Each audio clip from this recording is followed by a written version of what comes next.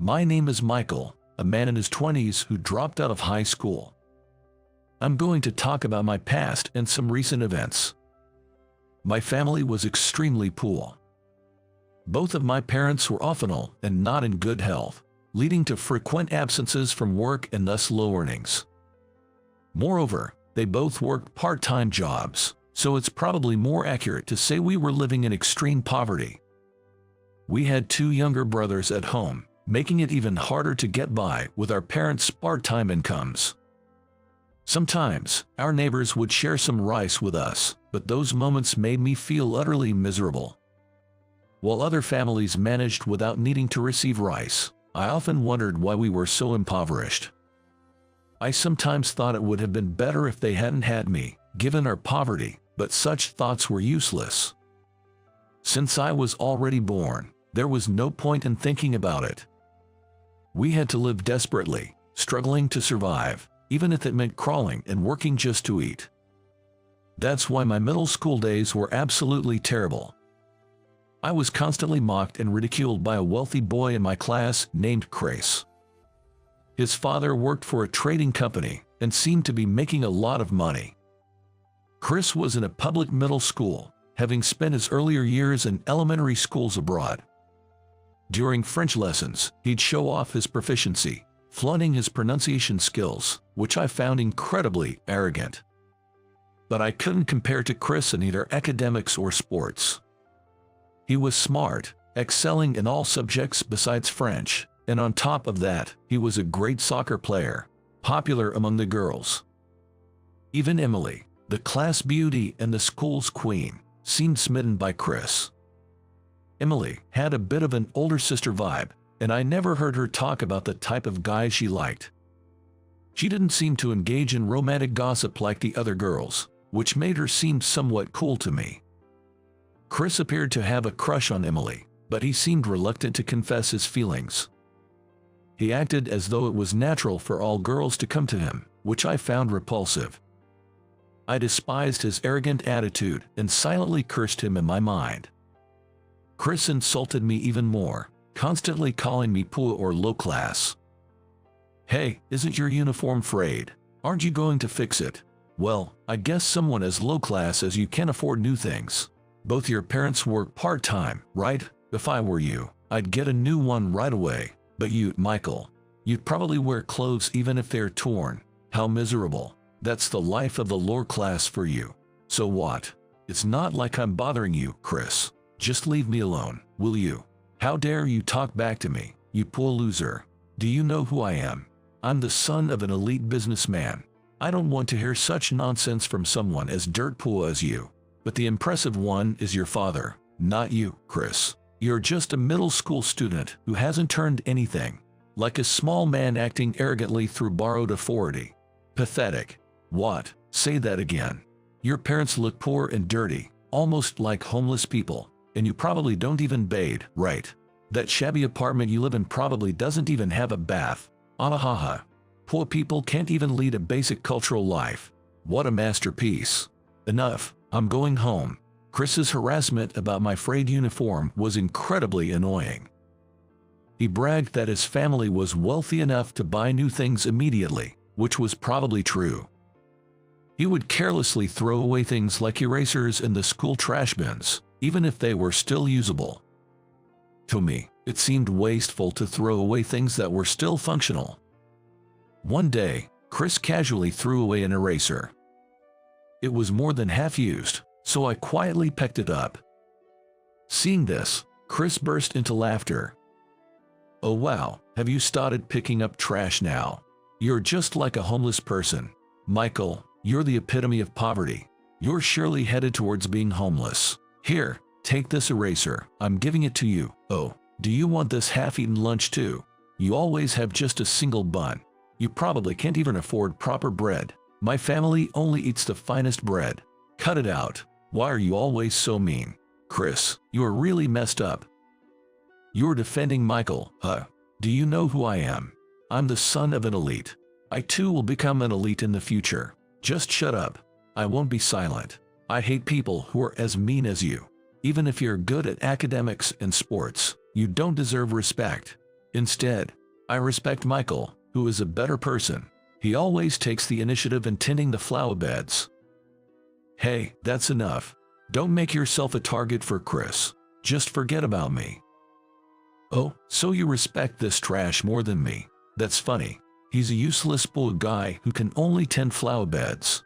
A person who's useless in studies and sports is unnecessary in this world. People like me are what society needs. Ha ha ha ha. Just shut up. All of you. That's enough, Michael, let's go over there. The only person who stood up for me was a classmate named Kevin. His father was a police officer. Perhaps that's why he had such a strong sense of justice.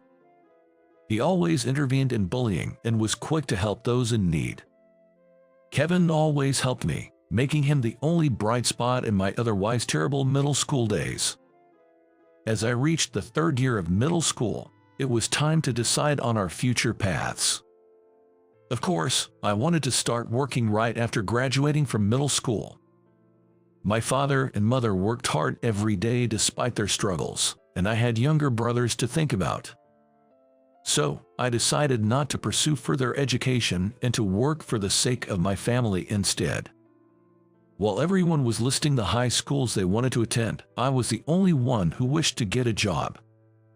Chris said he would attend a famous private boys' school in the prefecture. It was known for its high tuition fees, which made me realize how wealthy he really was. Kevin, being quite smart, wanted to go to the second best public high school in the prefecture. I always received help from Kevin, so I truly hoped he would get accepted. During the entrance exam season, while everyone was applying to high schools, I wasn't doing much. Well, I was preparing for employment, but I hardly did any studying at all. Eventually, Chris got accepted into the famous boys' school, and Kevin got into the high school of his choice. At the graduation ceremony, everyone seemed happy, but I think I was the only one with a gloomy expression. After all, while everyone else would be wearing brand new uniforms and attending high school in the spring, I was the only one starting work. Even though it was the path I chose, I couldn't help but wish I could have experienced high school life too. I heard from someone that the lovely Emily was going to a famous girls' school. She was quite smart, so it made sense that she chose a school with a high academic standard. And so, after the graduation ceremony, I started working in April. At work, I was always pushed around. Being young, I often got yelled at by the other workers. Entering the workforce made me realize how tough it could be. When the day to receive my first paycheck came, I was shocked when I saw the salary statement. It was much less than I had imagined. After deductions for social insurance and other expenses, my take-home pay was around $900.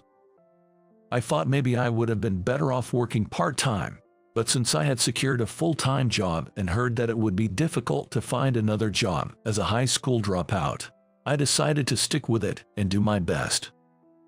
Time flew by quickly. Before I knew it, I was 25 years old, commuting between work and home every day. Lately, I've been extremely busy, with little time to sleep, and most of my meals are bought from convenience stores. I kept thinking that living like this would eventually break me down, but surprisingly, my body was resilient. Although my parents were often sick, I rarely caught a cold and never had any serious illnesses. In a daze, I got up, turned on the kettle, and prepared for my morning coffee. It's always instant coffee in the morning because it's less hassle. While sipping my coffee and browsing the news on my phone, I received an email from my former classmate Kevin. It seemed that he was off duty today. He had followed in his father's footsteps and become a police officer. A sudden class reunion next month. I'm curious to see how everyone is doing. If you are coming, I'd like you to be there. Of course, no pressure, but it'd be great if we could go together. So, I replied. That's pretty sudden. So, have the place and time been decided? It's at a restaurant in New York called Hellman's. They were renting it out for the event. The date is the first Saturday of April, during Easter holiday. I have no plans that day, so I'm thinking of going. I see. I don't have any particular plans for that day either, so I'll go, but I probably wouldn't have gone if Kevin wasn't going. It's nice of you to say that. Well, I also want to see you, as we haven't met since then. Let's catch up at the reunion. And so, I decided to attend the reunion during Easter holiday. As I wasn't sure about the location of the restaurant, I met up with Kevin at the station and we went together. Kevin looked a bit tired as he had worked the day before, but I recognized him immediately, as he still resembled his younger self. "Ah, Kevin, it's me, Michael. Hey, long time no see. How have you been?" "Man, yesterday was terrible, dealing with a drunk old man. He was vomiting all over the place. Being a police officer must be tough, but it's an important job, keeping the city safe." "Well, I'm not in the career track, just a regular officer at a police box. I even failed to get into university." "That's still impressive, Kevin. You're doing great." Kevin had failed to get into university and then took the police exam as a high school graduate, where he got accepted. His father, being a career officer, was apparently happy that Kevin had become a policeman. Kevin's family had a history in the police force, so it must have been gratifying for them that he followed in their footsteps. Then we arrived at the restaurant. It had a very stylish exterior, the kind of place women would like. I didn't have a girlfriend, but I thought if I did bring one here, she would surely be pleased. Inside, everyone had already gathered, and Chris was loudly chatting away. Noticing us, Chris smirked and said, Well, the university dropout and the high school dropout have arrived." "Huh? Come on, you don't have to say things like that at a reunion." "But it's true, isn't it? You were pretty smart, but it's a shame you didn't get into your first choice school." "Well, I guess it just means I was way smarter. I graduated from the prestigious Brown University, and am working at the same trading company as my dad. I'm an elite, you know. I'm already earning nearly $90,000 a year. That's why I can live in a luxury apartment. Soon, I plan to move into a tower apartment." "Ah, is that so? And you, the bottom dweller, must still be living in poverty. What's with those linen clothes? Can't afford anything better. I'm wearing all designer brands. This is from Aramar, and my watch is Omega. Pretty cool, right? Stuff you guys could never afford. An elite like me has to wear such things. Sure, I'm not that interested in brand stuff, so do whatever you like. Keep pretending to be tough, loser. You're going to live as a bottom dweller for the rest of your life." Chris continued to brag about himself. He was already married, boasting about how beautiful and skilled his wife was in cooking, and how he could afford to have her as a full-time housewife. But the way he talked about letting her be a housewife irked me. There are various reasons why women become housewives, like mutual agreement or the challenges of childcare. Chris didn't have any children yet, and his remarks made me wonder if he looked down on women. He always seemed to think that all women must love him and took for granted that he was attractive. That's probably why he could make such comments about women. I thought any feminist would be furious hearing him speak. Hey, Emily, do you have a boyfriend? You're not wearing a ring, so you seem single." I'm quite busy right now, so I don't have a boyfriend. Maybe when things settle down, I might consider it." "Really? Don't you want to snag a man like me, an elite? You know, I recently had a project approved that I proposed at work. My boss praised me a lot for it. It's practically a guaranteed promotion. After all, I am an elite, a graduate of Brown University." "That's impressive." "And as a reward, I bought the wallet I wanted. It cost $1,800, but that's normal for an elite like me. Working hard in a trading company. Wow, that's something." Emily, who was the school's queen, was still elegant and beautiful. In fact, she seemed even more refined than in middle school, almost like a young lady from a good family. I had heard that Emily's family was quite wealthy, but I didn't know exactly what her parents did. I guessed Emily wouldn't be interested in a nouveau rich like Chris. Moreover, Chris, despite being married, was flirting with Emily, which was truly distasteful. He kept boasting about his greatness, but Emily seemed utterly uninterested.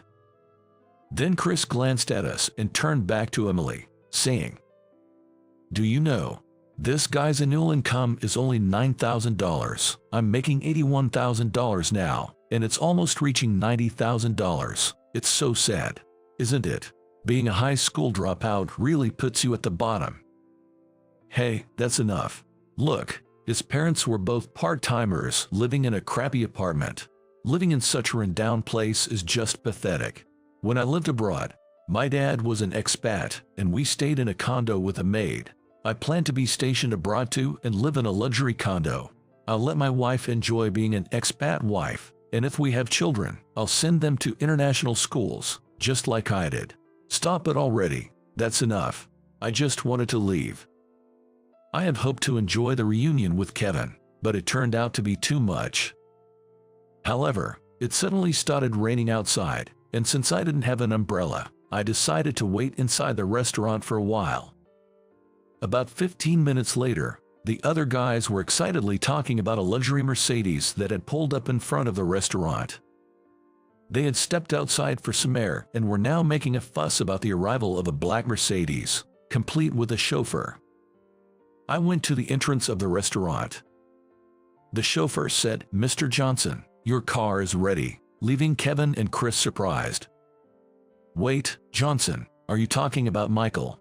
"Yeah, I've been busy and couldn't get in touch, but I'm running a company now." "You're a president? Stop joking. How can you lie like that?" "It's no lie. You might know the company, AB Corporation. That's our business partner." Not knowing the president of a partner company, that's just pathetic. I've always known that Chris was from BC Trading Company. After all, I've seen you coming in and out of our office. "What? I can't believe you're Johnson, the president of the major AB Corporation. I apologize for what I said earlier. Please don't report me to the headquarters. I don't mix personal grudges with business. Though, I might request to change the person in charge. By the way, Chris, I heard you've been unpleasant to our female employees." "What? I just received an email from that employee. This isn't personal. I'll be formally filing a complaint. It'll be interesting to see what happens next." I pulled out some money and handed it to Chris. Everyone was excitedly gathering around the Mercedes, but Emily stood composed and dignified. "Did you enjoy making fun of Michael, saying his annual income is just $10,000, she asked Chris. Chris was at a loss for words. "Well, that's because," Emily pressed, "where did you even get the idea that his income was $10,000? From the company he first joined. I heard the pay was low." Chris defended himself. Emily counted. "Didn't Michael work his way up from there? You have no idea how hard he must have worked. I'm fed up with their talk. I'm leaving." Emily, "Wait. I guess I'll head back too." "Come on, Emily and Kevin. I'll give you a ride home." Chris was furious. "Damn you. Just disappear." "I'm leaving anyway. It'll be interesting to see what happens to you," I replied coolly. I instructed the chauffeur to first drop off Kevin at his home. Then, I found myself alone with Emily, feeling somewhat awkward. I wasn't good with women and didn't know what to talk about. But I was genuinely glad that Emily had stood up for me. I had always found her beautiful and had secretly harbored feelings for her since middle school. However, coming from a poor family and being shabbily dressed, I never dared to approach her. Emily was intently gazing outside. Unable to do anything about the rain, I had called for a car. As Emily watched the rain beating against the window, she finally spoke. "I knew you were a very hard-working person, Michael," Emily said. "Really?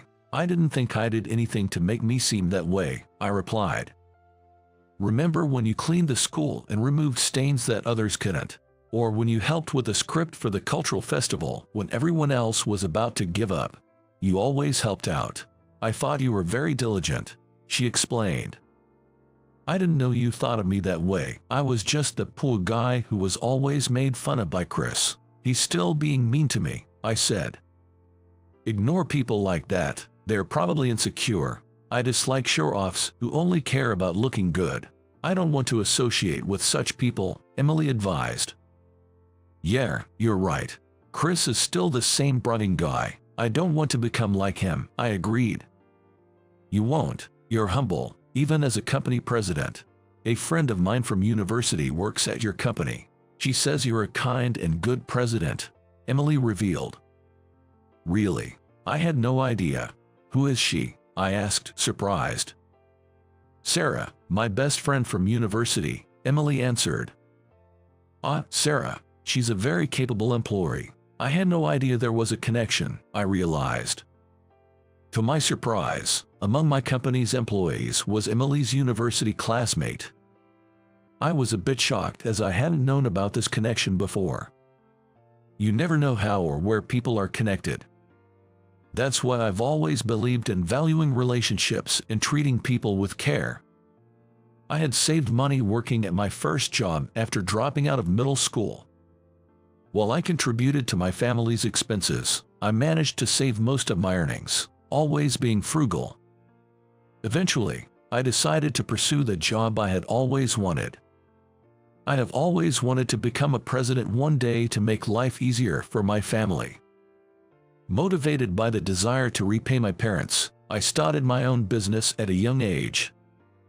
At first, my business didn't turn much, but gradually, it began to grow exponentially. Its rapid success surprised everyone around me. I even started trading with Chris's company, BC Trading.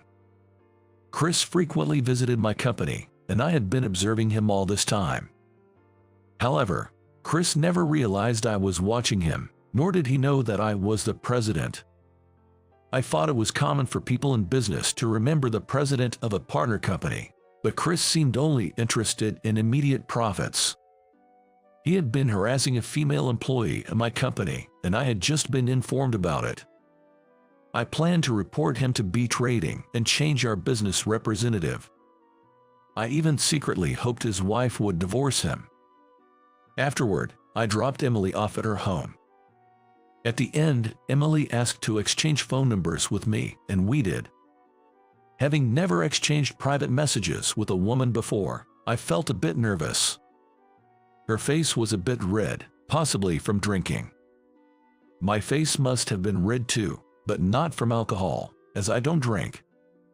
It was probably because I was thinking about Emily, which made my face feel so warm. Later, I learned that because of my report to B Trading, Chris had faced personal consequences. I felt a bit of gloating. Emily later invited me out to dinner as a thank you for the ride. We met at the designated place, where Emily arrived in a vibrant dress with her hair up. I nervously wondered if this was a date. I had never been in a relationship in my 25 years. Unsure how to act during a meal with a woman, I became stiff and awkward. Is there something wrong with the dish? It's my recommendation, Emily asked. No, it's delicious. I was just lost in thought. Sorry for zoning out, I replied. What were you thinking about? She inquired. Well, I can't really say, I hesitated. I've been thinking a lot about a certain man lately, Emily confessed. A man? Do you have a boyfriend? Then shouldn't you be with him instead? If he finds out, he might get angry. I should leave, I panicked. Don't be silly. I don't have a boyfriend. I never really wanted one. I've been busy with work, but lately, when I think about a certain classmate, my heart races, she revealed. Is that about me? I gasped. That's about you, Emily said. She smiled mischievously and winked at me. I was taken aback. Was Emily always this playful? Emily, who had always been cool and kept to herself since middle school, was now smiling at me. And she even winked at me, which left me wondering what it meant. I was thrilled, realizing my feelings weren't unrequited. Soon, Emily and I started dating. I thought she was quite cool, but she also had a playful side, and that contrast captivated me. Her occasional girlish smiles were incredibly charming, making me feel happy. Realizing I was the only one who saw the side of her made me grin. It's almost been a year since Emily and I started dating. I went to our date location with the engagement ring I had chosen for Emily. Emily was waiting for me at the station and handed me a coffee. With Christmas approaching, the city was brightly decorated with illuminations. After enjoying some shopping with Emily, we headed to a high-end restaurant. It was a bit early, but it was the season to enjoy Christmas dinner. Emily had a business trip next week, so we decided to have our date today. At the restaurant, I quickly took out the box with the ring. Emily, I chose this ring, thinking it would suit you. It's a token of my love. Please, will you accept it? Is this an engagement ring? Oh, I'm so happy. I didn't know I was valued so much, to be loved this much by you. Of course, you're my precious girlfriend. Emily, I want you to stay with me. I will cherish and care for you for the rest of my life, and I'll value our family. And of course, if we have children, I'll actively participate in parenting. So please, will you marry me? I love you too. Let's be together from now on. I'm looking forward to it. And so, Emily and I got engaged. I never thought I could have such ordinary happiness. I was disliked and poor as a child but managed to turn things around with my own efforts. But when I think about it, it wasn't just my own doing. Kevin, who always stood up for me, and my parents, who raised me with great effort, were always there for me. So, I decided to proudly tell Kevin and my parents about the engagement. When I informed Kevin by email, he was overjoyed. He even called me, crying with happiness for me. I was grateful to have such a good classmate, and I ended up crying too. I'm so happy for you, marrying Emily. I want to attend the wedding, be as happy as you can be, and never let go of Emily, no matter what happens. Kevin said. Yay, I know. Thanks, Kevin. I was so happy when you helped me in middle school when Chris bullied me. I'm so lucky to have had a classmate like you. After that, we visited each other's families to inform them and gain their approval. We held our wedding ceremony. Kevin came and cried while congratulating us. He's really a sentimental guy. Since then, Emily and I have been living together, combining our strengths as a couple. I'm determined to take good care of my wife, Emily, who is now my life partner.